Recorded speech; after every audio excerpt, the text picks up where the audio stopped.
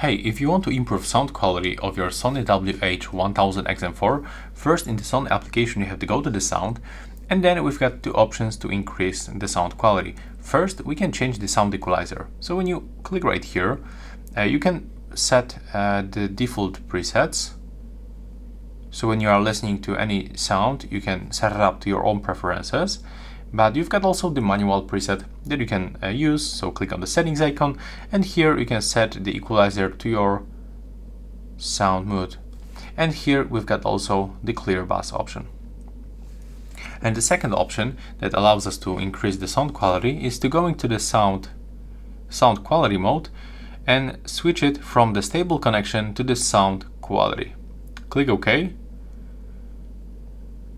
And right now, we will be able to get the LDAC audio codec, but we have to get rid of this equalizer, and also sometimes you have to turn off the ambient sound control. But as you can see, after a few seconds we enabled the LDAC audio codec.